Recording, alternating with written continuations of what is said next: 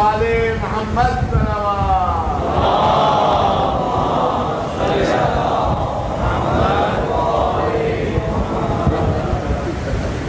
ٹھیک ہے محمد وآل محمد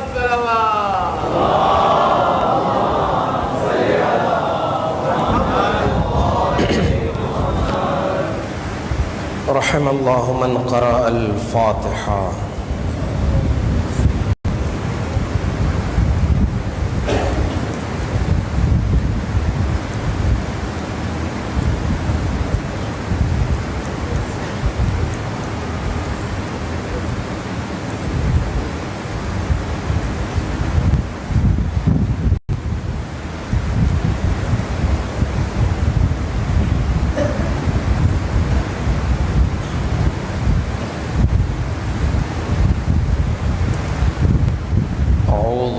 باللہ السمیع العلیم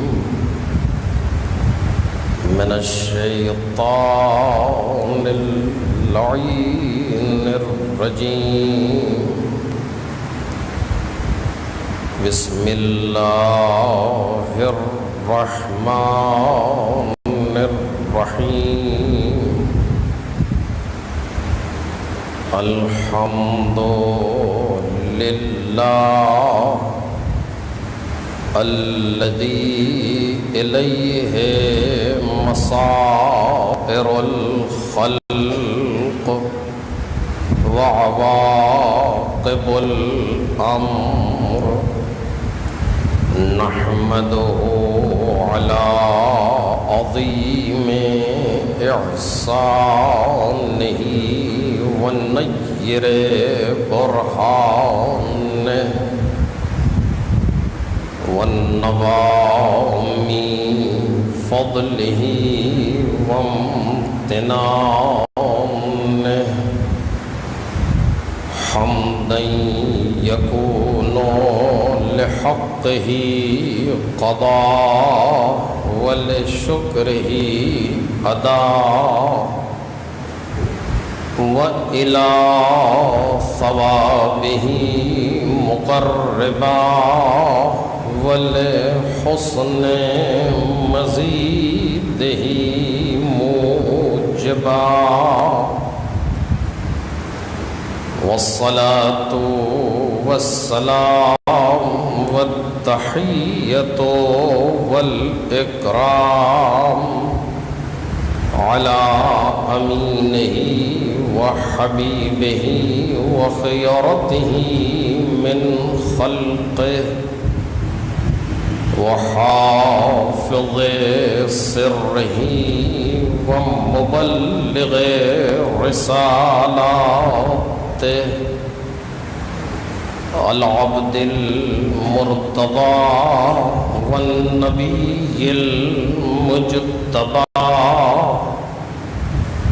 والرسول المصطفى أبي القاسم محمد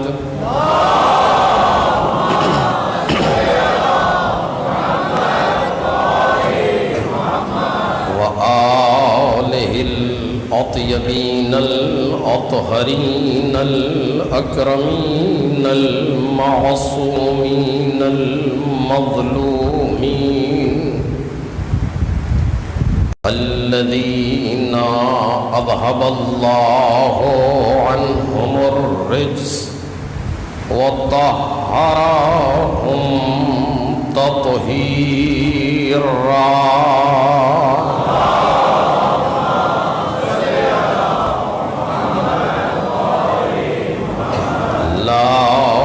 سيما ابن الزهراء بقية الله وآيته الكبرى واللعنة الأبدية على أعدائهم أجمعين.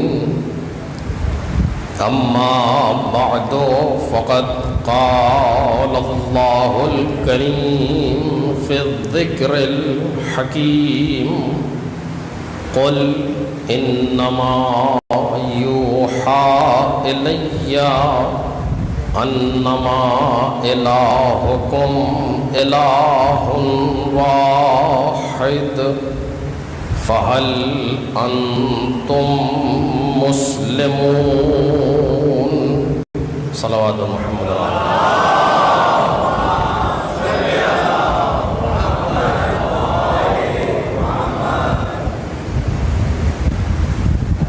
بزرگان محترم اور برادران عزیز،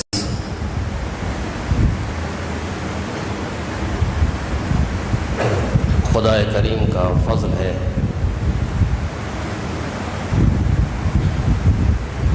کہ ایک مدت کے بعد پھر آپ حضرات سے گفتگو کا موقع مل رہا ہے۔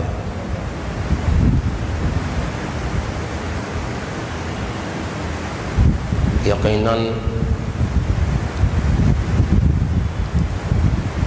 فرش عزائے حسین ایک ایسی نعمت ہے جس کا ہمیں ابھی اندازہ نہیں ہے، اور ہم اس کا اندازہ لگا بھی نہیں سکتے، اس لیے کہ ہم اس دنیائے مادی میں رہ کے کسی بھی معنوی چیز کو کما حقہ سمجھ ہی نہیں سکتے۔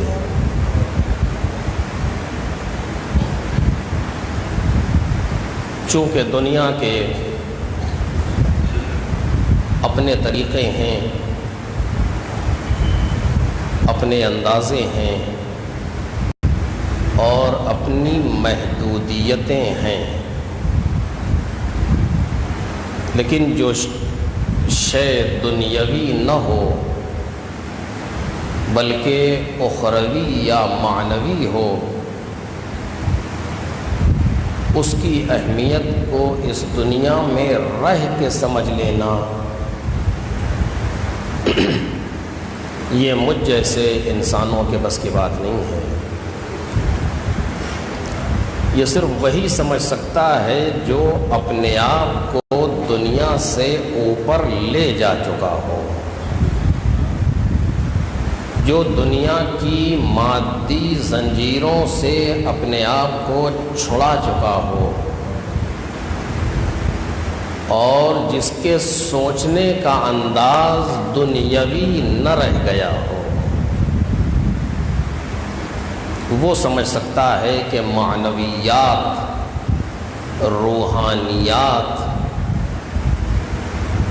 اور مجردات کسے کہتے ہیں۔ بہرحال اس مالک کا کرم ہے جس نے ہمیں فرش عزائے حسین جیسی نعمت سے نوازا ہے۔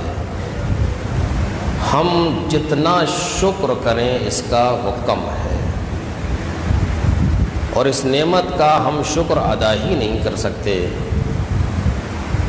جتنی بڑی یہ نعمت ہمارے پاس ہے۔ اس نعمت سے ہم کیسے استفادہ کرتے ہیں یہ اپنی اپنی قسمت ہے اور اپنا اپنا ہنر ہے کہ اس فرش عزائے حسین سے کون کیسے استفادہ کرتا ہے۔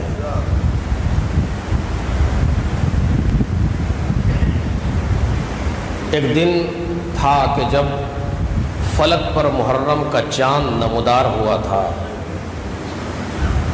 اور دلوں میں ایک عجیب سا ولولہ تھا کہ ماہ محرم آ رہا ہے، فرش عزا بچھے گا، عزا خانے سجیں گے،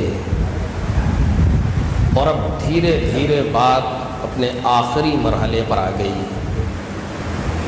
اور تقریباً اب وہ شبیں اور وہ ایام شروع ہو رہے ہیں کہ جن کی ہر شب آخری ہے اور ہر روز آخری ہے۔ نہیں معلوم آج ماہ ربیع الاول کا چاند ہوا یا نہیں ہوا، لیکن بالآخر آخری اشرا ہے، آخری مرحلہ ہے۔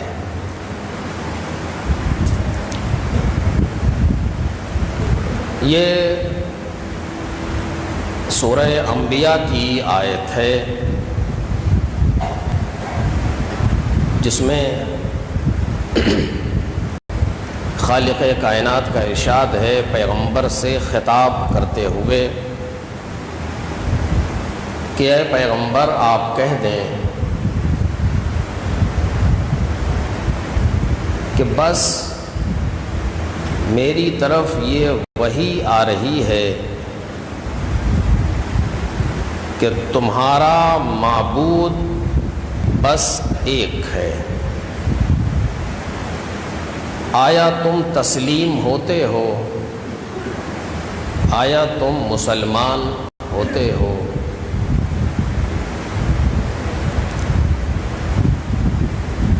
اس آیہ کریمہ کے وسیلے سے جس موضوع کو اس عشرے یا ان چند روزہ مجالس کے لیے انتخاب کیا جا رہا ہے وہ ہے کربلا جلوہ گاہ توحید۔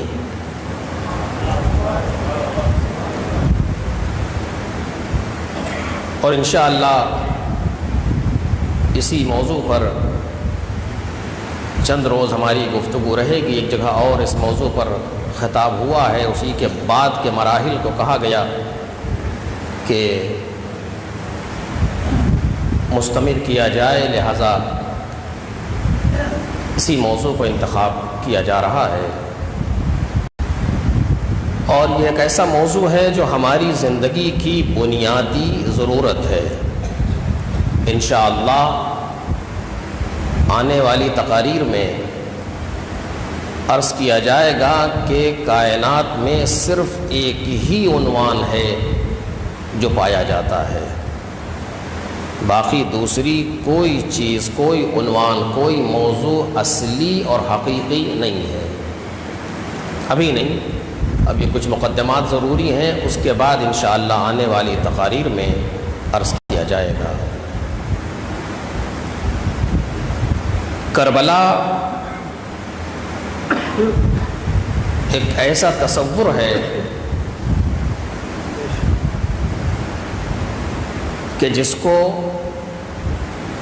ہم نے ابھی تک پہچانا نہیں ہے۔ میں اپنے لیے کہہ رہا ہوں، آپ سب مجھ سے بہتر ہیں۔ کربلا کسے کہتے ہیں؟ کربلا کی اہمیت کیا ہے؟ کربلا کی رہتی دنیا تک افادیت کیسے ہے؟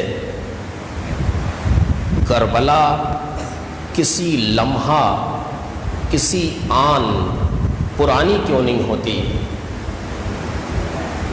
کربلا کے اثرات اتنا زیادہ محدود کرنے کے باوجود بڑھتے کیسے جا رہے ہیں؟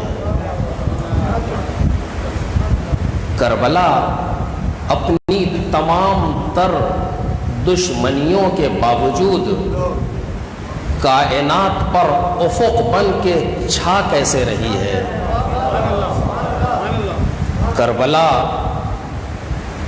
آج ہر مفکر ذہن پر اپنے تاثرات کیسے چھوڑ رہی ہے؟ یہ کچھ ایسی چیزیں ہیں کہ جن پر یا تو گفتگو نہیں ہوتی اور یا بہت سرسری طور سے ہوتی ہے، اور مجھ جیسا انسان ابھی کربلا کی حقیقت کو نہیں سمجھ سکا ہے۔ لہذا ضروری ہے کہ اس پر گفتگو کی جائے۔ اس عشرے میں تو اتنا وقت نہیں ہوگا کہ ساری چیزوں پر انسان گفتگو کرے، لیکن بہرحال ہم اور آپ سب مل کر کے ہر انسان کے لیے ضروری ہے اپنے مقام پر سوچے اور اپنے مقام پر غور کرے. دو دوست آپس میں جہاں اور الٹی سیدھی باتیں کرتے ہیں وہاں کتنا اچھا ہے کربلا عنوان گفتگو ہو. خواتین اگر آپس میں بیٹھ کے گفتگو کرتی ہیں تو کتنا مناسب ہے کہ کربلا عنوان بنے گفتگو کا. 2.25 مہینے آپ کیا سمجھتے ہیں پروردگار عالم نے یہ 60-70 دن ہمیں کس لیے دیے ہیں؟ سوچو، غور کرو، سمجھو کربلا کیا ہے. یہ صلوات پڑھیں محمد اور آل محمد.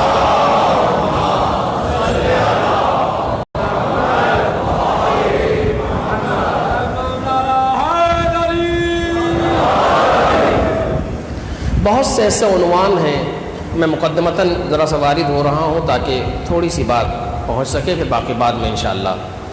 بہت سے ایسے عنوان ہیں کہ جن کو یا سیاستاً یا شرارتاً ان کی ماہیت کو بدلا گیا ہے، یا انسان غافل ہے، جہالت کی بنیاد پر ہے، نہیں جانتا، اور یا کوئی ایسی سیاست پیچھے ہے کہ جو یہ نہیں چاہتی کہ لوگ اسے سمجھیں. بہت سے ایسے عنوان ہیں ہماری زندگی میں. میں بھی آپ کے سامنے مثال کے طور پر عرض کروں گا، اس سے بات واضح ہوگی کہ ہاں کہنا کیا چاہتا ہوں. بہت سے عنوان ہیں ہماری زندگی میں، میں ایک بیان کر رہا ہوں، آپ باقی چیزوں کو قص الحاظہ اسی پر مقایسہ کریں گے تو بات خود بخود واضح ہوگی. مثلا ایک عنوان ہے ہمارے یہاں عبادت. اس سے آپ کیا سمجھتے ہیں؟ کوئی ایسا انسان اس مجلس میں نہیں ہے یا جہاں تک میری آواز جا رہی ہے جس نے لفظ عبادت نہ سنا ہو یا لفظ عبادت کو نہ جانتا ہو. کوئی ہے ایسا؟ لیکن میں ذمہ داری سے عرض کر رہا ہوں کہ کوئی بھی ایسا انسان یہاں نہیں بیٹھا ہے جو عبادت کی حقیقت سے واقف ہو، پڑھنے والے سے لے کر کے سننے والوں تک.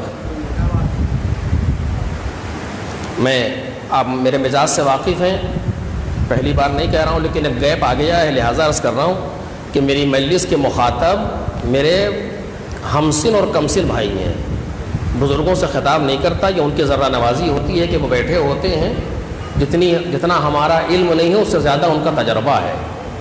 جیسا جو جملے کہہ رہا ہوں اپنے ہمسن اور کمسن بھائیوں کے لیے عرض کر رہا ہوں. کوئی ایسا نہیں ہے جو عبادت کی حقیقت کو جانتا ہو یہاں سے لے کر کے وہاں تک. آپ اسے مانتے ہیں کہ نہیں مانتے؟ کیوں ہے؟ 2 وجہ جو میں نے عرض کیا، یا جہالتاً یا سیاستاً، یا ہم نے عبادت کی، یہ عرض کر رہا ہوں صرف کربلا تک ذہن پہنچانے کے لیے تاکہ ہم محسوس کریں کہ جو بات کہہ رہے ہیں کربلا پر کیسے آئے گی سامنے. یا ہم نے جہالتاً عبادت کو سمجھا نہیں، یا ہمیں سیاستاً عبادت کو سمجھنے نہیں دیا گیا. مجھے نہیں معلوم میری بات سے اتفاق کرتے ہیں کہ نہیں، لیکن میں عرض کر رہا ہوں. آپ دیکھیے عبادت کسے کہتے ہیں نہیں معلوم. ابھی میں آپ کے کسی میں جتنے لوگ یہاں بیٹھے کسی کے گھر جاؤں اور جانے کے بعد کچھ دیر کے بعد کہوں کہ معاف کیجیے گا مجھے تھوڑی سی عبادت کرنی ہے، آپ کیا کہیں گے؟ پانی لائیں، وضو کیجیے گا، مصلی لائیں، قبلہ اس طرف ہے، ایسے ہی تو ہوگا نا. اگر متدین گھر ہے ایک صلوات پڑھیں محمد اور آل محمد.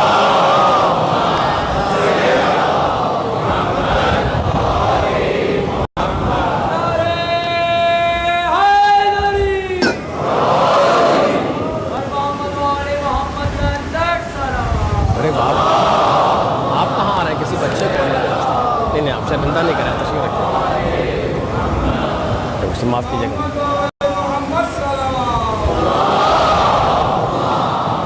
آپ نہیں کیجیے گا, آپ محمد والے محمد صلوات.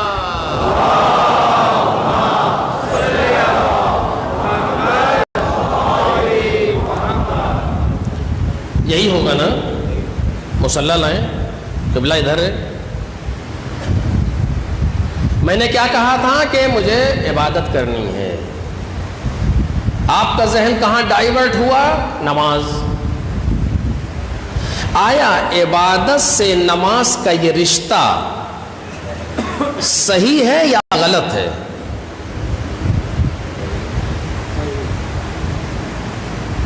دیکھ رہے ہیں آپ. اب وہ مجمع جو ہے بہت تیزی کے ساتھ ذہن جو ہے جیسے وہ نہیں ایسے ایسے ایسے کدھر کلک کریں.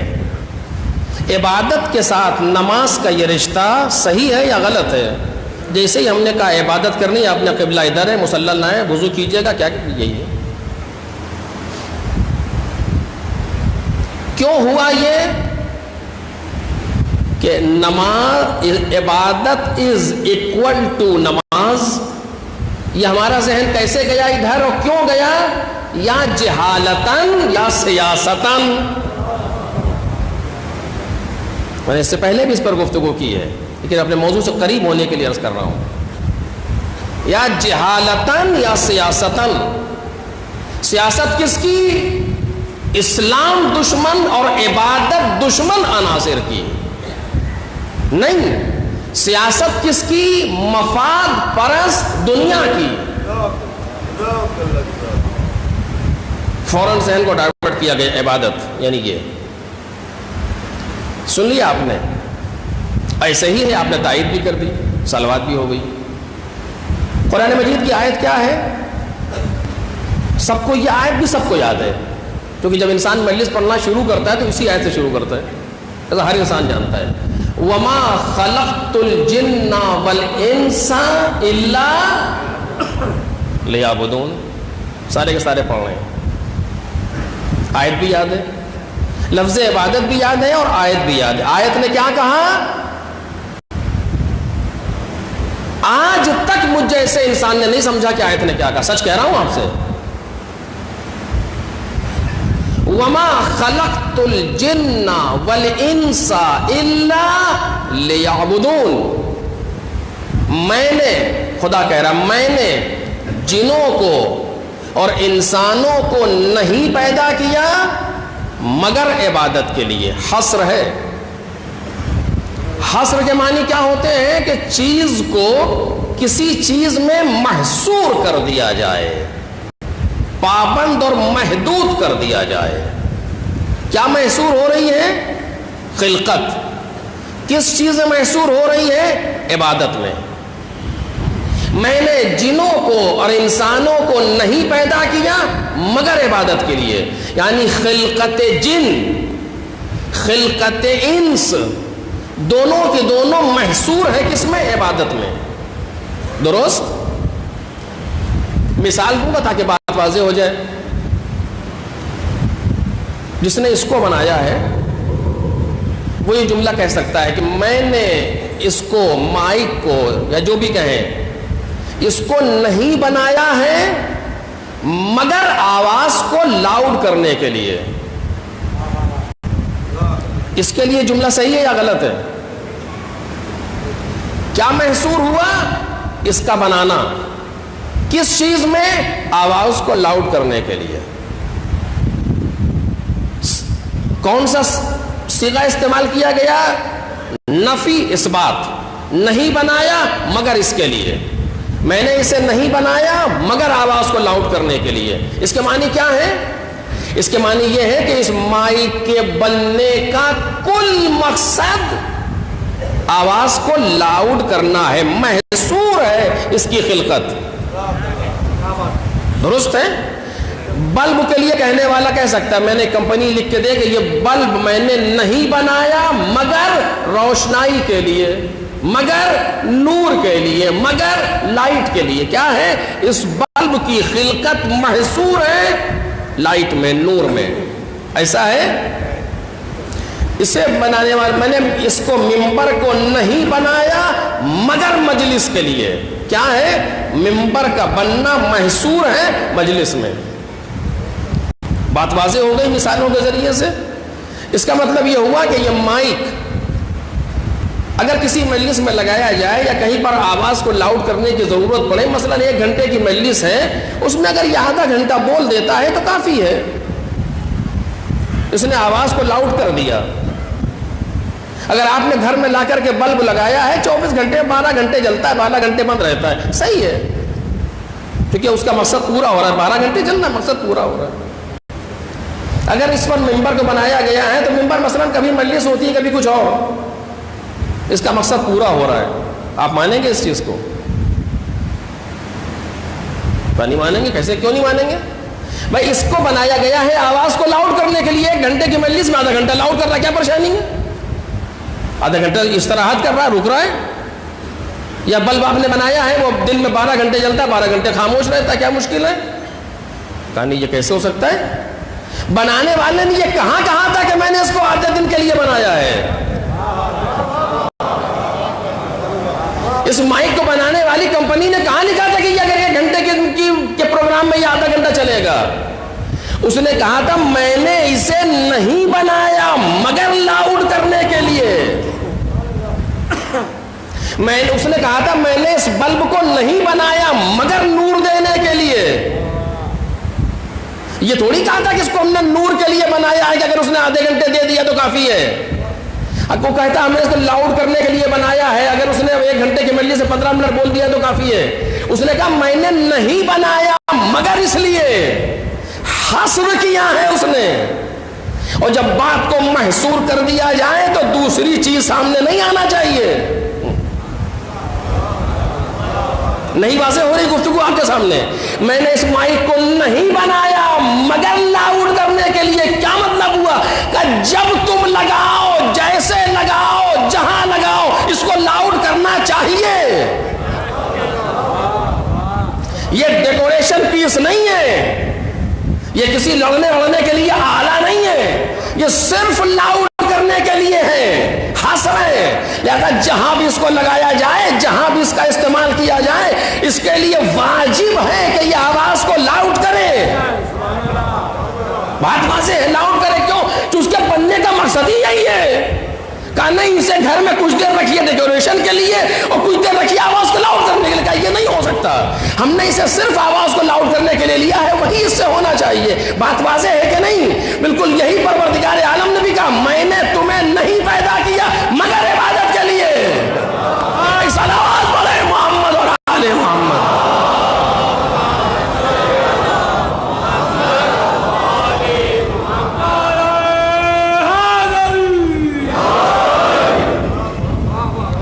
میں نے تمہیں نہیں پیدا کیا مگر عبادت کے لیے. قدرت نے یہ نہیں کہا میں نے عبادت کے لیے بھی پیدا کیا ہے. نہیں، ذرا سی اردو میں ایک لفظ کی کمی ہو جاتی ہے. میں نے تمہیں عبادت کے لیے بھی پیدا کیا نہیں ہے، میں نے تمہیں عبادت کے لیے ہی پیدا کیا ہے. دونوں میں فرق ہے. اگر عبادت کے لیے بھی پیدا کیے گئے ہوتے تو انہیں کچھ اور بھی اور عبادت بھی. قدرت کہہ رہی پیدا ہی نہیں کیا سوائے عبادت کے. معنی کیا ہے؟ معنی یہ ہے کہ تمہاری زندگی میں، تمہاری اس حیات میں سوائے عبادت کے کچھ آنا ہی نہیں چاہیے. عجب عجب، یہ درست ہے یا غلط ہے؟ قرآن مجید کی آیت ہے، سمجھی ہم نے اور آپ نے اب تک؟ تو کیوں نہیں سمجھی؟ بچپن سے تو سن رہے ہیں. ہر انسان اپنے مقصد کے لیے آیت کا استعمال کرے وہ الگ بات ہے. آیت کیا کہہ رہی ہے یہ ہماری ذمہ داری ہے بعنوان طالب علم، بعنوان قرآن پر ایمان رکھنے والے. ہماری ذمہ داری ہے آیت کریمہ کو سمجھنا. دیکھ رہے ہیں آپ؟ ہم نے پیدا ہی نہیں کیا مگر عبادت کے لیے. یعنی تمہاری زندگی میں من المہد الی اللحد سوائے عبادت کے کچھ نہیں ہونا چاہیے. اور اگر عبادت کے علاوہ کچھ اور ہے تو خارج ہے مقصد سے تمہارے. یہ قدرت کہہ رہی ہے. واضح ہے کہ نہیں واضح ہے؟ خوب واضح ہے. واضح ہے تو کیسے ہے؟ یعنی آپ کیا چاہتے ہیں کہ ہم صبح سے شام تک نماز ہی پڑھتے رہے؟ تو یہ ہم نے کہاں کہا ہے؟ قدرت نے کہاں تھا کہ وَمَا خَلَقْتُ الْجِنَّ وَالْإِنسَ إِلَّا لِلصَّلَاةِ، کہ ہم نے جنوں کو انسانوں کو نہیں پیدا کیا مگر نماز کے لیے. کہاں کہا تھا قدرت نے؟ آپ کیا چاہتے ہیں پورے سال ہم روزہ ہی رکھتے رہے؟ وہ کس نے کہا ہے؟ پروردگار عالم نے یہ نہیں کہا وَمَا خَلَقْتُ الْجِنَّ وَالْإِنسَ إِلَّا لِلصَّوْمِ، ہم نے انسانوں کو جنوں کو نہیں پیدا کیا مگر روزے کے لیے، یا إِلَّا أَن يَصُومُ، کہ وہ روزہ رکھے اس لیے. نہیں، قدرت نے کہا ہم نے تمہیں پیدا کیا ہے مگر صرف عبادت کے لیے. کیا مطلب؟ تو آپ کیا کہنا چاہتے ہیں؟ کیا روزہ اور نماز کے علاوہ بھی کچھ عبادت ہے؟ ایک صلوات بولے محمد اور آل محمد.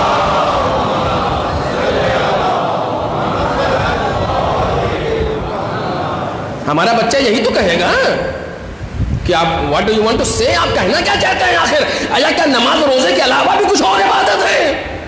یا اگر بڑا کسی اچھے حسینی گھرانے کا، ہاں ٹھیک ہے، مجلس بھی عبادت ہے، ذکر علی ابن ابی طالب بھی عبادت ہے. اچھا یہ کہنا چاہتے ہیں آپ یعنی آپ پورا سال مجلس ہی کرتے رہے؟ کیا پروردگار نے تو یہ بھی نہیں کہا کہ میں پورا سال مجلس ہی کرتے رہوں؟ کہیں نہیں آیا یہ. وما خلقت الجن والانس الا للروضہ یا الا للمجالس، یہ بھی نہیں ہے. پھر کیا چیز ہے؟ ہاں یہ کیا چیز ہے کا مطلب یہ ہے کہ ہم نے اب تک عبادت کو نہیں سمجھا. توجہ کیجئے، میں نے کہا، میں نے اس سے پہلے عرض کیا لیکن اس جہاں سے نہیں عرض کیا تھا. نہیں سمجھا کیوں؟ یا جہالتاً یا سیاستاً، یا ہماری اپنی کمی تھی ہم نے نہیں سمجھا، جہالتاً یا سیاستاً ہمیں یہی سمجھایا گیا ہے اب تک. دیکھیے دشمن جب کام کرتا ہے تو بالکل سامنے آ کے کام نہیں کرتا. آپ کے اتنے واسطے بیچ میں آتے ہیں کہ ہمیں دشمن کا چہرہ دوست بن کے نظر آتا ہے.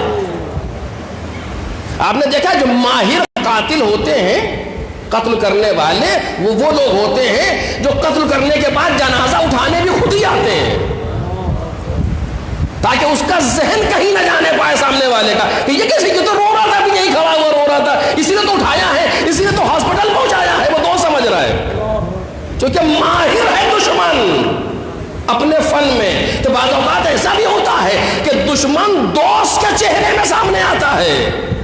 ہماری ذمہ داری ہے کہ ہم دشمن کو دشمن سمجھیں، دوست کو دوست سمجھیں. ایک صلوات پڑھیں محمد اور آل محمد.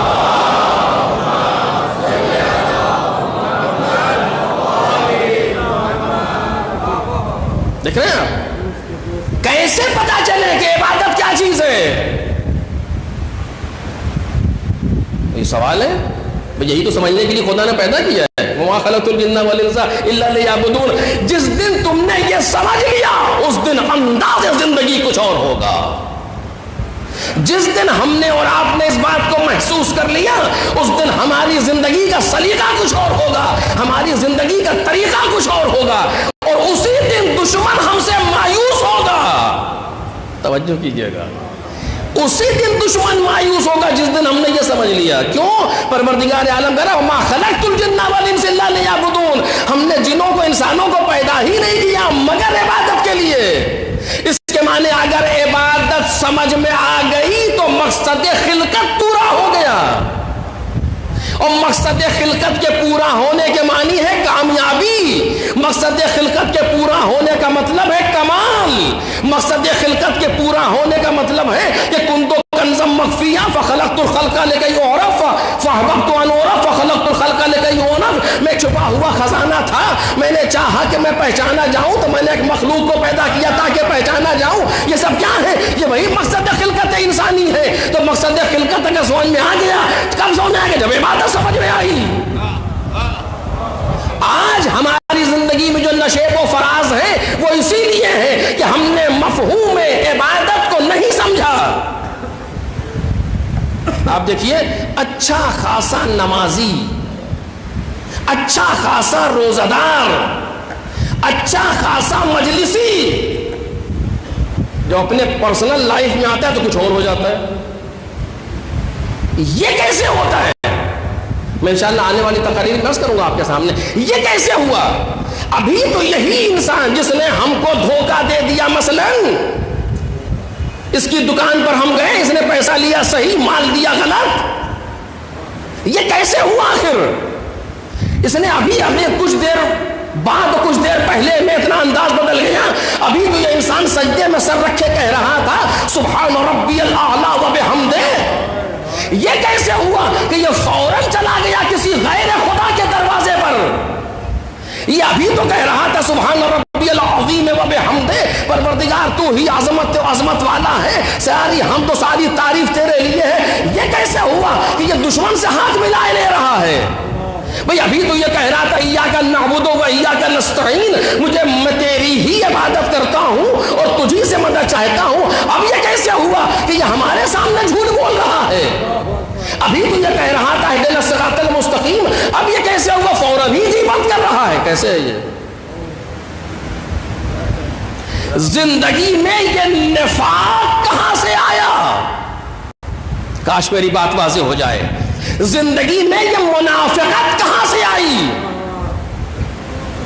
جب مسجد میں گئے تو ہم سے بڑا کوئی نمازی نہیں، فرش عزا پر آئے تو ہم سے بڑا کوئی مجلسی نہیں، مجلس پڑھنے کے لیے بیٹھے تو ہم سے بڑا کوئی خطیب نہیں، ماتم کرنے کھڑے ہوئے تو ہم سے بڑا کوئی ماتمی نہیں ہے کہ نہیں ہے یہ؟ لیکن جب بازار میں آئے تو ہم سے زیادہ کوئی دھوکے باز نہیں. یہ کیسے ہوا؟ جب دکان پہ آئے تو ہم سے زیادہ کوئی چال باز نہیں. یہ کیسے ہوا؟ یہ کیوں ہوا؟ اس لیے کہ ہم نے مفہوم عبادت کو نہیں سمجھا.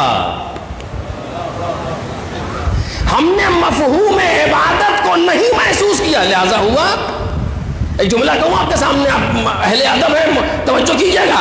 خدا نے کہا تھا کہ ہم نے تمہیں عبادت کے لیے پیدا کیا، یعنی ہماری زندگی کو عبادت میں محدود کیا تھا، ہم نے عبادت کو محدود کر دیا. ایک صلوات پڑھیے محمد اور آل محمد.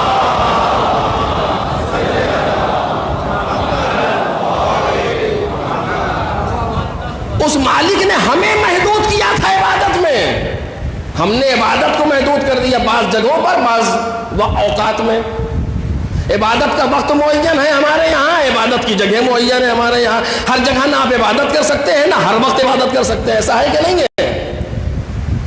اور قدرت نے کیا کیا؟ ہم نے تمہیں محدود کیا ہے عبادت میں. نہ کوئی وقت ایسا ہے جب تم عبادت نہ کرو، نہ کوئی جگہ ایسی ہے جب تم عبادت نہ کرو.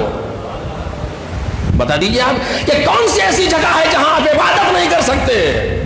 ایسا امکان ہی نہیں ہے.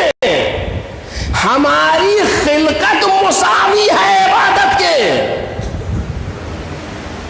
ہماری خلقت مساوی ہے عبادت کے، یعنی ہمارا یہ وجود زندہ از اکول ٹو عبادت. ہمارے اس وجود کو عبادت کے مساوی ہونا چاہیے. ہم اگر گھر میں ہیں تب بھی عبادت، ہم باہر ہیں تب بھی عبادت، ہم بازار میں ہیں تب بھی عبادت، ہم دکان پہ ہیں تب بھی عبادت، ہم بیچنے والے ہیں تب بھی عبادت، ہم خریدنے والے ہیں تب بھی عبادت، ہم بیوی کے ساتھ ہیں تب بھی عبادت، ہم بچوں کے ساتھ ہیں تب بھی عبادت، ہم دوستوں کے ساتھ ہیں تب بھی عبادت. ہونا تو یہ چاہیے تھا.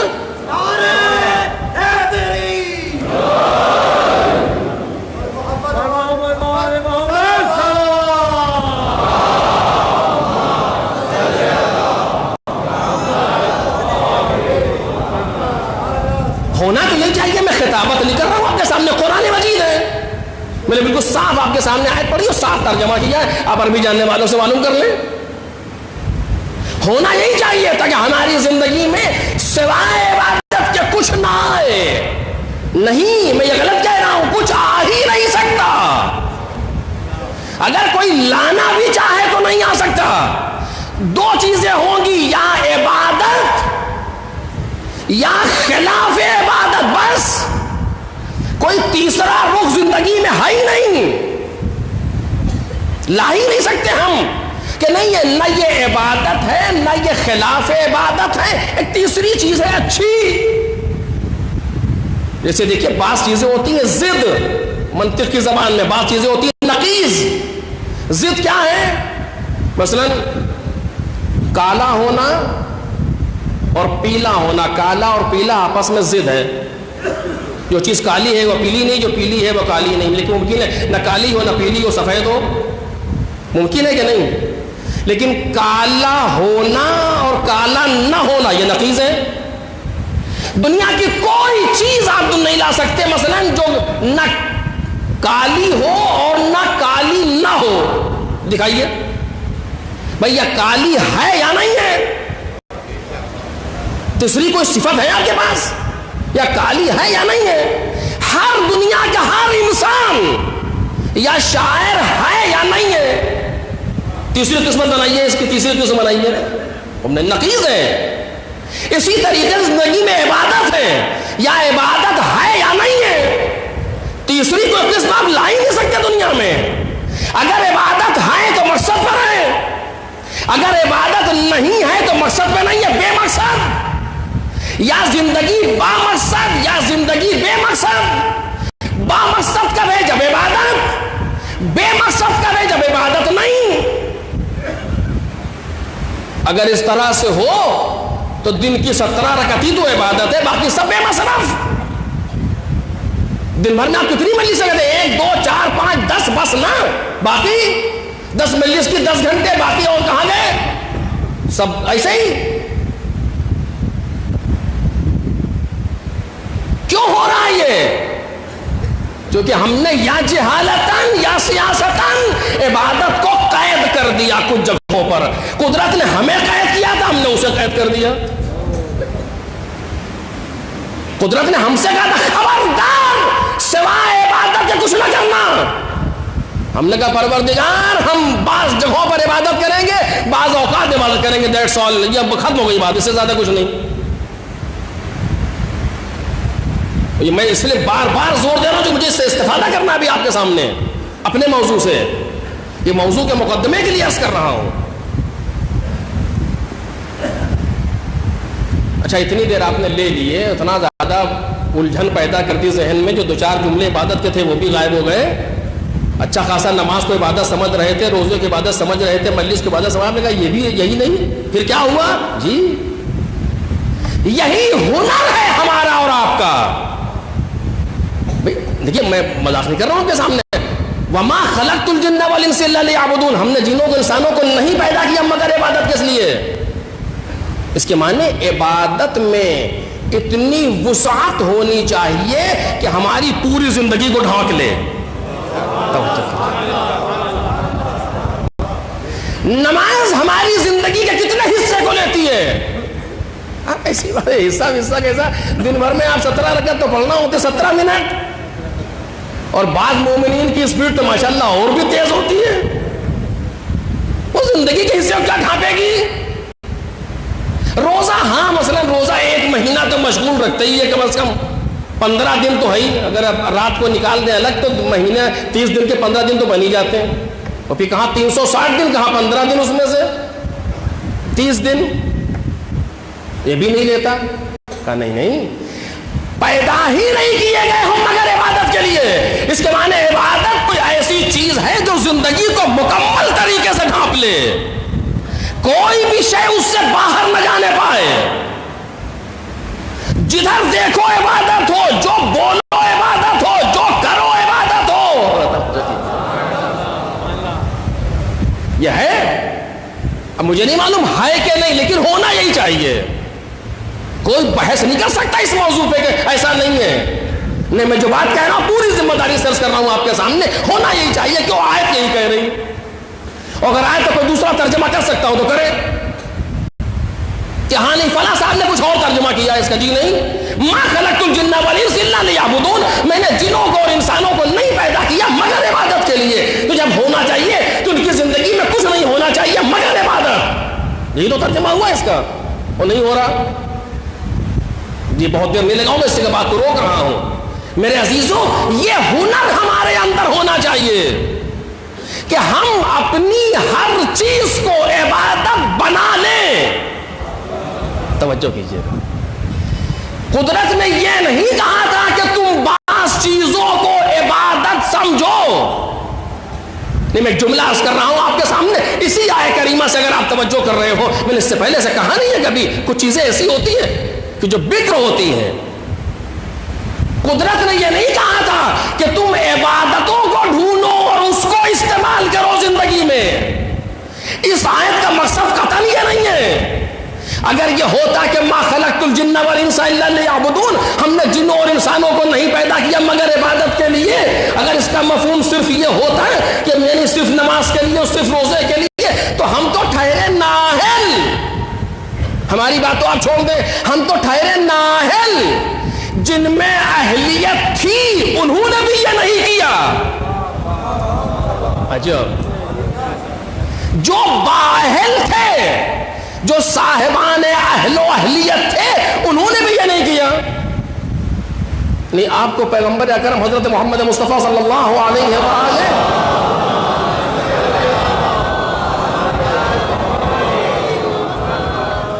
کی زندگی میں سوائے نماز سے کچھ نظر نہیں آیا آپ کو. پیغمبر اکرم 24 آور رکوع سجدہ رکوع سجدہ رکوع سجدہ یہی کر رہے تھے. پیغمبر اکرم 24 گھنٹے سوائے روزے کچھ نہیں، ایسا ہی تھا، کھاتے پیتے نہیں تھے.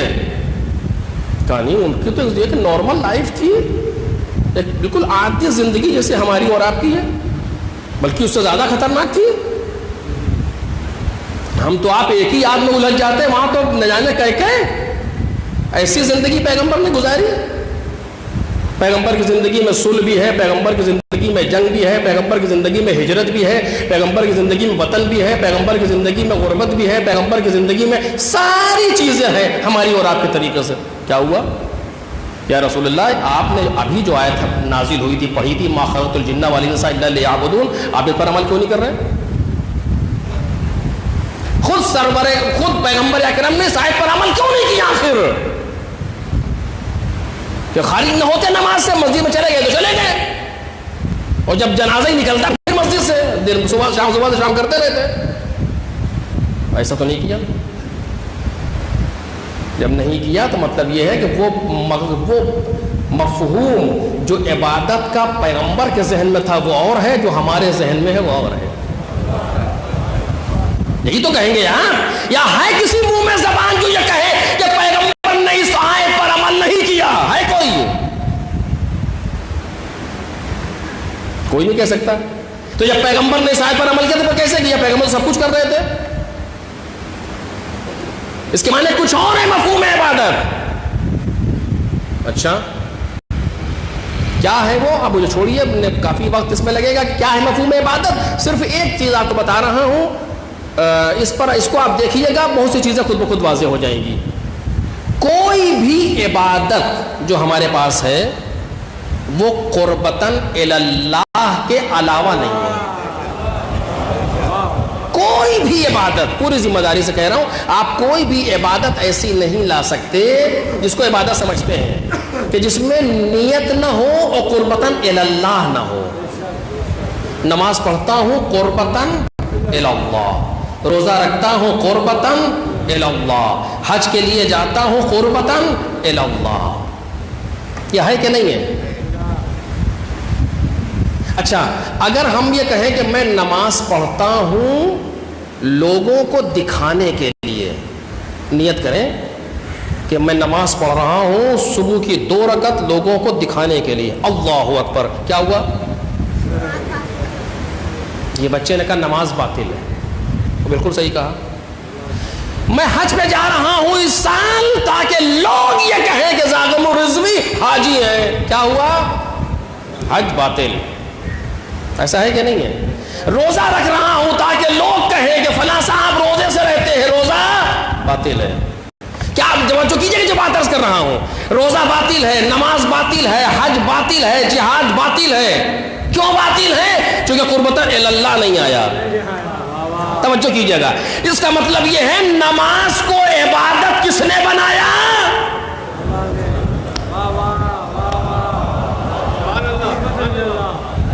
نہیں میری بات واضح نہیں ہوئی. نماز کو عبادت کس نے بنایا؟ رکوع نے؟ کہا نہیں. نماز کو عبادت کس نے بنایا؟ سورہ الحمد نے؟ کہا نہیں. نماز کو عبادت کس نے بنایا؟ سجدے نے؟ کہا نہیں. پھر کہا نماز کو عبادت بنایا قربتاً اللہ نے. توجہ کیجئے گا. روزے کو عبادت کس نے بنایا؟ بھوکے رہنے نے؟ کہا نہیں. پیاسے رہنے نے؟ کہا نہیں. کہا کیوں؟ کہا اس لیے تو بھوکے تو آپ اس وقت بھی تھے جب لوگوں کو دکھانے کے لیے کر رہے تھے. حج کو عبادت کس نے بنایا؟ صفا نے، مروہ نے، قربانی نے، عرفات نے، مشعر نے، منی نے؟ نہیں. خود کعبے نے؟ کہا جی نہیں. طواف نے، سعی نے، حلق نے؟ کچھ نہیں. پھر کس نے بنایا گا؟ قربتاً اللہ نے.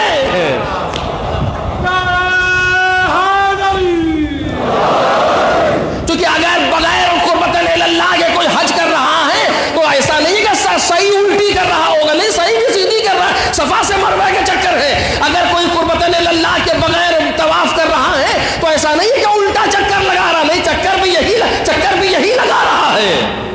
اگر کوئی بغیر قربتاً اللہ کے حج کر رہا ہے اس کے معنی یہ نہیں قربانی نہیں. سارے ارکان مکمل مگر حج عبادت نہیں. کیوں؟ اور کوئی ایسی چیز نہیں، بس توجہ چاہ رہا ہوں، کوئی ایسی چیز نہیں اس نے کی جو دیکھنے میں نہیں آتی. ایک صلوات پڑھیں محمد اور آل محمد.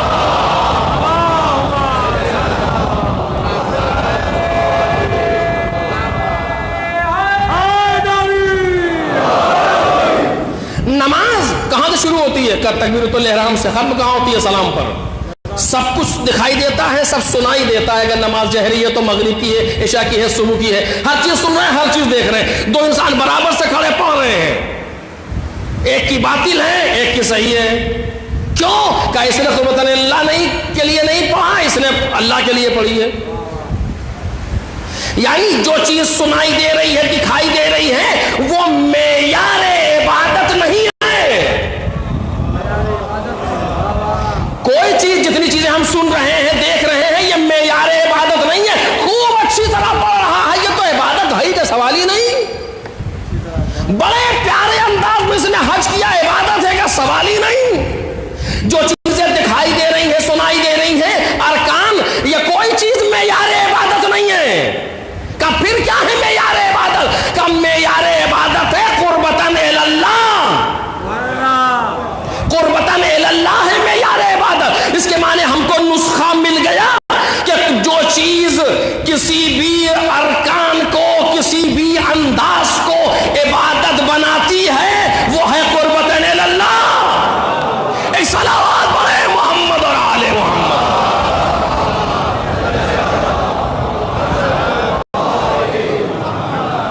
جو چیز ارکان کو، ارکان مخصوصہ کو، یا کسی بھی شے کو، کسی بھی انداز کو، کسی بھی انسان کی حرکت یا سکون کو عبادت بناتی ہے، وہ کیا ہے؟ وہ ہے قربتاً اللہ. اگر قربتاً اللہ ہے کہ یہ کیا چیز ہے؟ دکھائی دے گی کا دکھائی نہیں دے گی، سنائی دے گی کا سنائی بھی نہیں دے گی. توجہ کریں. سنائی، کچھ لوگ ہیں نیت کرتے ہیں اور کافی دیر لگتی ہے ان کی نیت میں. بعض اوقات ایسا ہوتا ہے کہ نیت نہیں ہو پاتی، امام جماعت رکوع میں چلا جاتا ہے، یہ بیچارہ نیت ہی کرتا رہتا ہے. یا وہ رکوع سے اٹھ گیا، یہ بھی نیت ہی کر رہا ہے. کیوں؟ وہ سوچتا ہے نیت کچھ کہنے کا نام ہے. جی نہیں، غلط ہے. نیت کچھ کہنے کا نام نہیں ہے، نیت ارادے کا نام ہے. بھئی یہ انسان جو سردی کے زمانے میں آستین چڑھا کے وضو کر کے مسجد میں جا رہا ہے، یہ گانا گانے تھوڑی جا رہا ہے، یہ نمازی پڑھنے جا رہا ہے. وہ یہی نیت ہے، یہی نیت ہے. مذاق نہیں کر رہا ہوں، یہی نیت ہے. یہ انسان جو آستین چڑھا کر کے وضو خانے میں گیا ہے، یہ کیا کرنے گیا ہے؟ آخر خوب وضو کرنے گیا. یہی نیت ہے، اس سے زیادہ نیت نہیں ہے. آپ علماء سے معلوم کریں، اس سے زیادہ کہ نہیں. تو ہم نے تو تحفۃ العوام میں پڑھا تھا کہ یہ لکھا ہوا تھا. ہم نے تو توضیح المسائل میں دیکھا ہے کہ یہ لکھا ہوا ہے. مثلا نماز پڑھتا ہوں صبح کی 2 رکعت امام جماعت تو کیا ہو کیا قربتاً اللہ اتنا لکھا ہوا ہے، اس کو نیت کہتے ہیں. کہا جی نہیں، نیت کہنے کا نام نہیں ہے. جو لکھا ہے اسی کے ارادے کا نام نیت ہے۔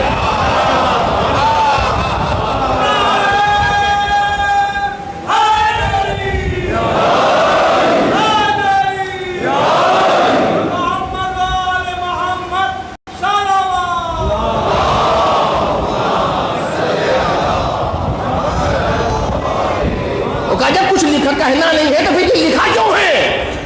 کل لکھا نہ ہوتا تو آپ سمجھتے کیا کہہ رہا تھا، کس کا کرنا ہے؟ جس نے یہ لکھا ہے اس نے یہ بھی لکھا ہے جس کا تلفظ کرنا ضروری نہیں ہے، بلکہ بعض جگہ ممکن ہے غلط بھی ہو، پھر کیا کہ صرف ارادہ ہے۔ یعنی قربت اللہ جو نیت میں شامل ہوتا ہے وہ ارادہ ہے۔ ارادہ ہاتھ سے نہیں ہوتا، ارادہ پیر سے نہیں ہوتا، ارادہ زبان سے نہیں ہوتا، ارادہ منہ سے نہیں ہوتا، ارادہ نیت جو ہے کہاں ہوتی ہے؟ روح میں ہے۔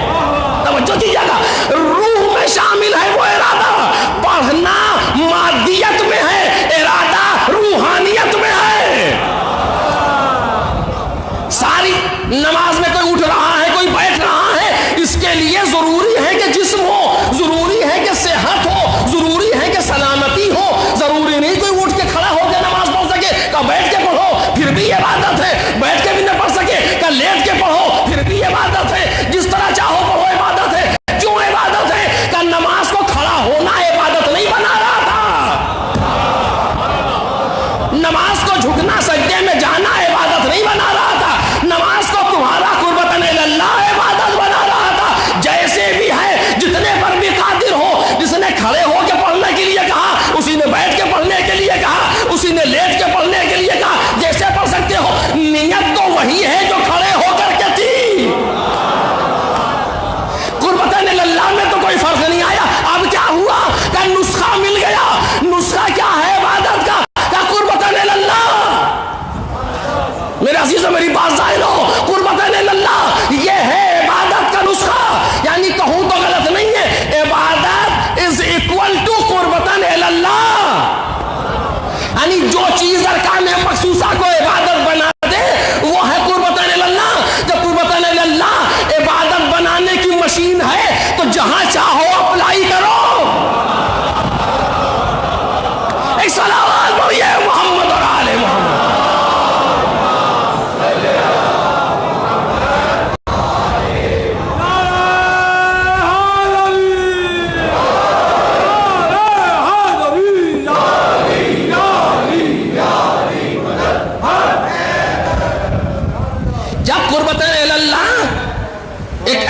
مشین ہے کہ جو عام چیزوں کو ڈائیورٹ کر دیتی ہے عبادت کی طرف، ایک ایسا آلہ ہے جو ارکان مخصوصہ کو ڈائیورٹ کرتا ہے عبادت کی طرف، جو ایسا آلہ ہے جو بھوکے اور پیاسے رہنے کو گھما دیتا ہے عبادت کی طرف، جو ایسا آلہ ہے کہ جو سفر کرنے کو، حج کرنے کو عبادت بنا دیتا ہے۔ یہ تو آسان ہے کہ بالکل آسان ہے کہ جہاں اپلائی کر دیں، کہ جہاں اپلائی کرو گے عبادت ہے، جہاں بھی اپلائی کرو عبادت ہے۔ کہ ہم جا رہے ہیں آفس کا، بالکل نیت کرو جا رہا ہوں روزی کمانے بچوں کے لیے، قربتاً اللہ۔ توجہ کریں، شوخی نہیں کر رہا ہوں، قربتاً اللہ۔ کہ جی اچھا ہو سکتا ہے، کہ بالکل ہو سکتا ہے۔ اپنے بچے کو گود میں لے کر کے ایک پیار کرنا چاہتے ہیں، ممبر کے ادب کے مطابق ہی عرض کروں گا، اپنے بچے کو گود میں لے کر کے ایک پیار کرنا چاہتے ہیں، نیت کیا ہے؟ پروردگار کی امانت ہے، قربتاً اللہ پیار کر رہا ہوں، کا عبادت ہے۔ بھائی اسی ہنر کے لیے تو یہاں بھیجا تھا خدا نے، اسی ہنر کے لیے تو یہاں بھیجا تھا۔ ما خلقت الجن والانس الا لیعبدون، میں نے جنوں اور انسانوں کو نہیں پیدا کیا مگر عبادت کے لیے، میری عبادت کے لیے۔ دیکھنا یہی ہے کہ وہ اپنی زندگی کو میرے لیے کتنا بناتے ہیں۔ ایک صلوات پڑھیے محمد اور آل محمد۔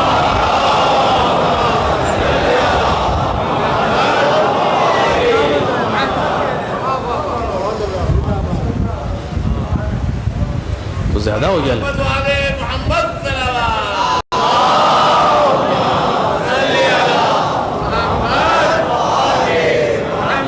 دیکھیے، اگر یہ آخری مجلس ہوتی ہے تو میں پڑھتا رہتا، لیکن مجھے ابھی اور پڑھنا ہے، آپ کو آنا بھی ہے، لہذا بس اس جگہ پر روک رہا ہوں۔ باقی چیزیں جو رہ گئی انشاءاللہ کل عرض کروں گا۔ مقصد میں اسی اپنے موضوع کے لیے عرض کر رہا ہوں ساری چیزوں کو قدرت نے اسی لیے پیدا کیا تھا کہ دیکھنا یہ ہے کہ کون کتنا باہنر ہے.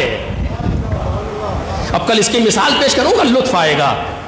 کون کتنا باہنر ہے کہ اپنی زندگی کو میرے لیے کتنا بناتا ہے.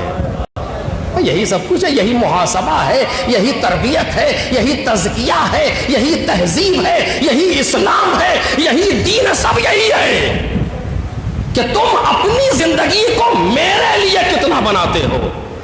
اگر اس جملے کو آپ یاد رکھیں کہ مجھے بھی یاد رہا تو موضوع پہ جب یہ جملہ آئے گا تو آپ کو اور اس کا اندازہ ہوگا کہ کہہ کیا رہا ہوں، کہ تم اپنی زندگی کو میرے لیے کتنا بناتے ہو. جس طریقے سے، یہ جملہ میں نے پہلے بھی کہا تھا، جس طریقے سے رات کی تاریکی میں بستر کو چھوڑ کے مصلی کی طرف چلنا عبادت ہے، اسی طریقے سے رات کی تاریکی میں اٹھ کے اپنے کام کے لیے، سروس کے لیے نکلنا عبادت ہے.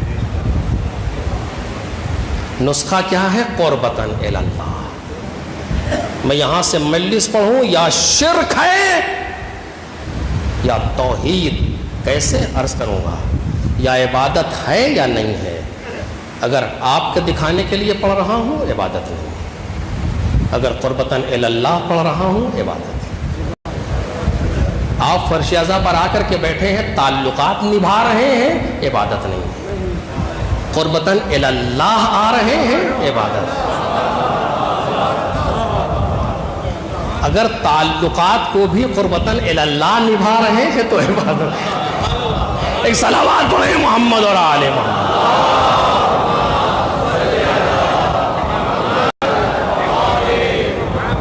کل انشاءاللہ باقی عرض کروں گا، یہ عبادت ہے. اور اب جب آپ نے عبادت کو اس مفہوم میں لیا تو زندگی کا کوئی حصہ باہر کر دیجئے تو میں جانوں. ڈھانپ لیا عبادت نے پوری حیات انسانی. کیا بدلا؟ صرف ایک ارادہ، صرف ایک ارادہ. ارادہ کہاں ہے؟ انسان کی روح میں، معنویات میں. زندگی تو وہی رہی، جیسے نماز بالکل وہی تھی، 11 واجبات، 5 ارکان، ایک کی باطل ایک کی صحیح. کیسے؟ کا ارادہ، نیت. عبادت سے ہمیں گھبرانا نہیں چاہیے. پھر وہی بھی ہم نمازی بولتے رہے. کس نے کہا ہے؟ کس نے کہا ہے کہ آپ نمازی بولتے رہے؟ عبادت کے معنی یہ کہاں ہے؟ اب دیکھیں نا، یا جہالتاً یا سیاست. کوئی تھا یا ہے جو یہ نہیں چاہتا کہ ہم اپنی پوری زندگی کو اس کے لیے بنائیں؟ کیوں نہیں چاہتا؟ اگر پوری زندگی کو اس کے لیے بنا دیں گے تو پھر اس کے لیے جگہ نہیں رہے گی. اور جو اس کا ہو جاتا ہے وہ کسی اور کا نہیں ہوتا. تو جب کوئی اپنا بنانا چاہے گا تو مانے ہے کون سی چیز کا؟ عبادت. لہذا عبادت کو خراب کرو، اسے محدود کرو تاکہ ہم لوگوں پر قبضہ کر سکیں. یہ تھی سیاست. اور اسی کو توڑنے کے لیے ایک انسان اٹھا کے، خبردار، میں اس مفہوم کو خراب نہیں ہونے دوں گا. میں بتاؤں گا عبادت کسے کہتے ہیں. میں لاؤں گا عبادت گزاروں کو جو اپنی پوری زندگی کو عبادت بنائیں گے، جہاں ایک لمحہ بھی پروردگار کے خیال سے غافل نہ ہونے پائے. یہ ہے عبادت. بس اب یہاں ایسے عالم میں بھوکا رہنا بھی عبادت ہے، پیاسا رہنا بھی عبادت ہے، لاشیں اٹھانا بھی عبادت ہے، خون بہنا بھی عبادت ہے. یہ سب قربتاً الی اللہ ہے. تو ہم قربتاً الی اللہ کون سی چیز کو کر سکتے ہیں جو خدا کو پسند ہے؟ ایسا نہیں ہے کہ جو ہر غلط چیز کو ہو ہی نہیں سکتا. قربتاً الی اللہ، اللہ سے قریب ہونے کے لیے کون سی چیز قریب کرے گی اس سے؟ جو اس نے کہی ہے. کل عرض کروں گا انشاءاللہ، اس کو آج رہ گئی بات. پھر اور اس طریقے سے کوئی بندہ تھا عبادت کرنے والا، اور اس نے ایسی عبادت کی کہ دنیا انگشت بدندہ ہے اس کی عبادت سے، اس کی عبادت سے۔ اور ایسے عبادت گزار اپنے ساتھ لایا نہیں، ایسے عبادت گزار چھوڑ گیا اپنے بعد کہ جس سے انسانیت پریشان ہے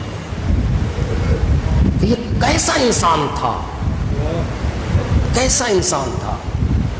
واقعاً تعجب ہے، واقعاً ذہن پریشان ہے، چونکہ ہم اور آپ بچپن سے مسائل کو اتنا سن چکے ہیں کہ عادت سی پڑ گئی ہے، لیکن اگر غور کریں تو ذہن آج ہی پریشان ہو جائے گا۔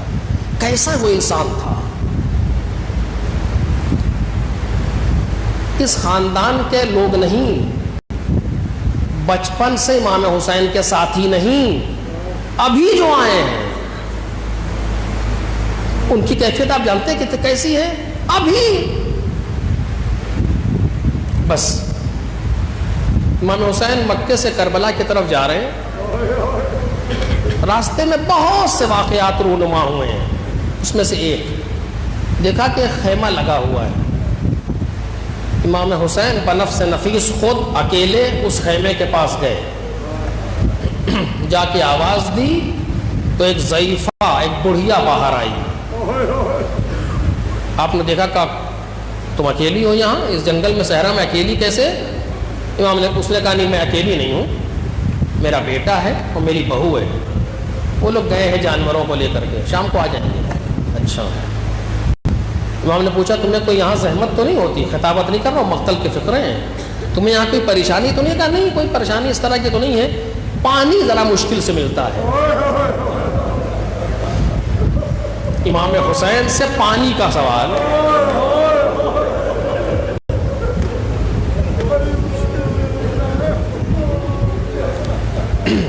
امام نے کہا میرے ساتھ آؤ۔ آثار ایسے ہیں آنے والے کے چہرے کی کیفیت یہ ہے کہ کچھ کہہ نہیں سکی، پیچھے پیچھے چل دی، آگے آگے امام حسین، پیچھے پیچھے یہ ضعیفہ۔ کچھ دور گئے، ہاتھ میں آپ کے ایک نیزہ تھا، آپ نے نیزہ زمین پہ مارا، ایک چھوٹا سا پتھر تھا، ہٹایا، چشمہ جاری ہوا۔ آپ نے کہا لو یہ چشمہ جاری ہے، چشمہ ہے، تمہاری پانی کی مشکل دور ہو گئی؟ اس نے کہا آنے والے بڑا شکریہ، لیکن آپ ہیں کون؟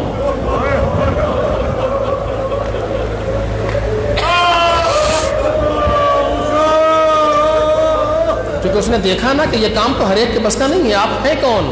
آپ نے آواز دی میں حسین ابن علی ابن ابی طالب، فلاں جگہ یہ سامنے میرے خیمے لگے ہیں، جب تمہارا بیٹا آئے تو اسے میرے پاس لے کے آنا، کہنا میں نے بلایا ہے۔ شام کو سورج ڈوبنے کے وقت بیٹا آیا، خیمے کے اندر گیا تو پانی رکھا، دیکھا، حیران، اماں یہ پانی کہاں سے آیا؟ ماں نے پورا واقعہ نقل کیا، ماں، بیٹے، بہو سب امام حسین کے پاس آئے، بیٹھے، امام نے گفتگو کی، اپنے مقصد کو بتایا، سب نے امام کے ہاتھ پر بیعت کی، اسلام قبول کیا۔ کون تھے؟ مسیحی تھے، کرسچن تھے۔ اپنے خیمے کو اکھاڑا، لا کے امام کے ساتھ خیمہ لگایا۔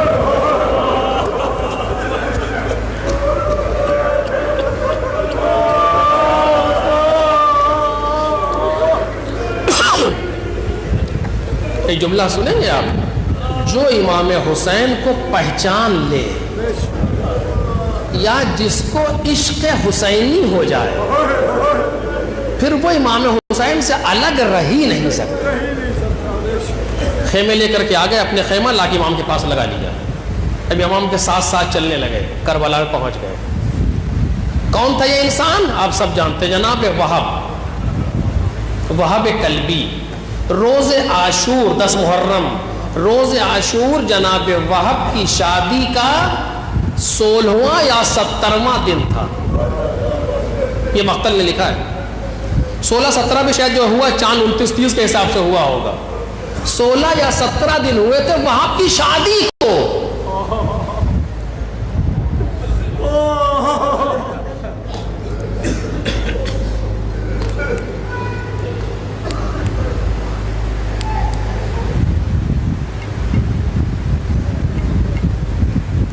کب؟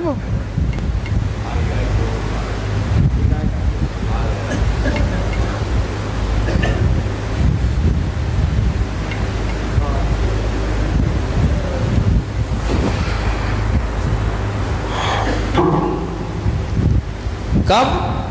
روز عاشور 16 یا 17 دن کربلا سے پہلے امام سے ملا ہے، 1-2 دن، یعنی ابھی بیاہ کے لیے جا رہا تھا۔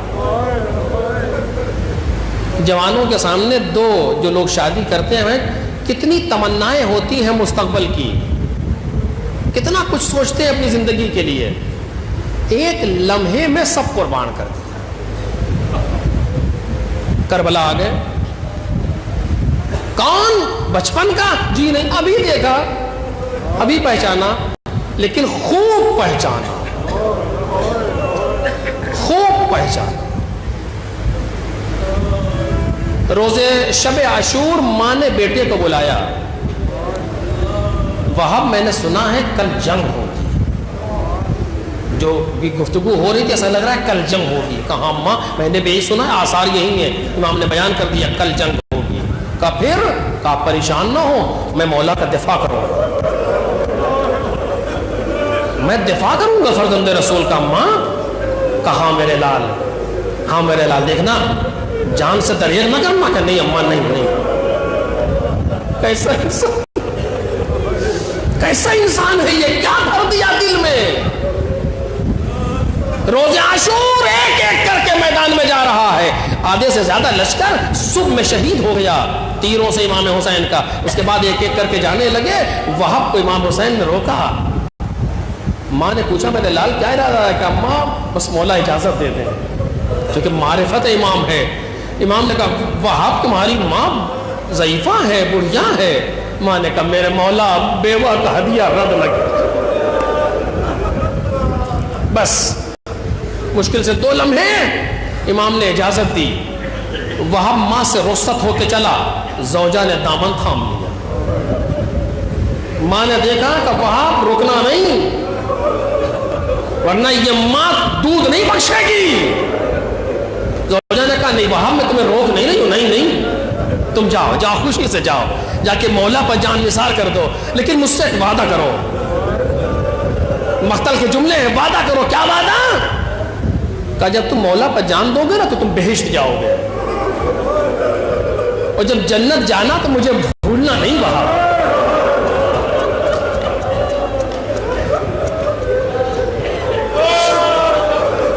وہاں مجھے لے کے جنت جانا، شفاعت کرنا۔ تو آپ نے کہا میں تجھ سے وعدہ کرتا ہوں۔ کہا ایسے نہیں، ایسے نہیں۔ کہا پھر کیسے؟ کہا مجھے لے کے امام کے پاس چلو اور مولا ضمانت لے۔ یہ جملے ہیں مقتل کے، مولا ضمانت لے۔ وہاں زوجہ کو لیے ہوئے امام کی طرف چلا، امام نے آتے ہوئے دیکھا، آنکھیں بھر آئیں، قریب آئی۔ زوجہ نے کہا مولا میری 2 خواہشیں، 2 سوال۔ 25 سال کی عمر ہے وہاب کی، زوجہ کی عمر تو اور بھی کم ہے۔ کہا مولا میری 2 خواہشیں ہیں۔ کہا کیا؟ پہلی خواہش یہ ہے کہ آپ جانتے ہیں وہاب کے علاوہ میرا کوئی نہیں، مولا وہاب کے بعد ہمیں اتنی اجازت دے دیں کہ ہم آپ کے اہل بیت کی کنیزی میں آ جائیں، ہم آپ کے ساتھ آ جائیں۔ امام حسین خاموش ہیں، سر جھکائے ہوئے۔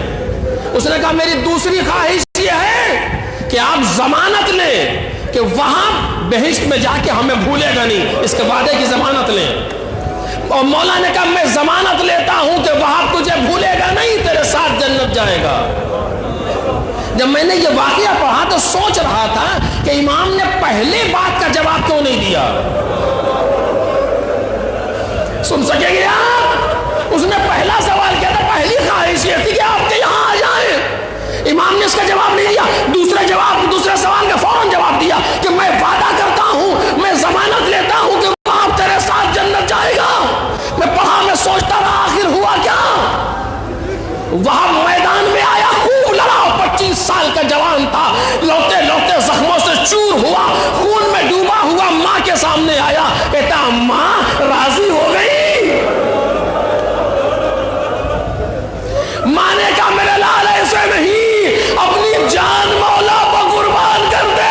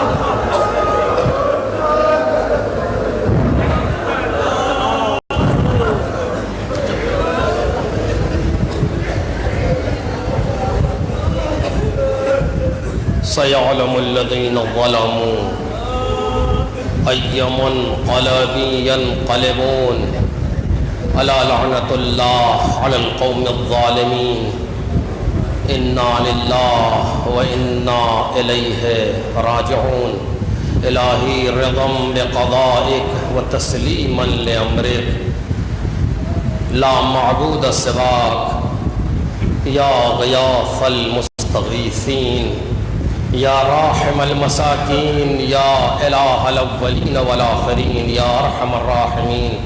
شب جمعہ ہے پروردگارا بحق الزہرا و ابیہا و بعلہا و بنیہا امام زمانہ کے ظہور میں تعجیل فرما. ہم سب کو ان بزرگوار کے لیے سبب زینت قرار فرما. پروردگارا ہم سب کو معرفت محمد اور آل محمد سے سرفراز فرما. شفاعت محمد اور آل محمد سے بہرمند فرما.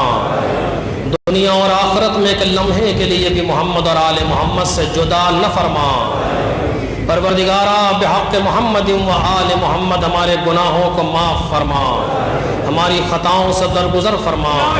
دنیا اور آخرت میں ہمارے عیوب کی پردہ پوشی فرما. مریضوں کو شفا عطا فرما. مرحومین کی مغفرت فرما. مقروضین کا قرض ادا فرما. حاجت مندوں کی حاجتیں روا فرما.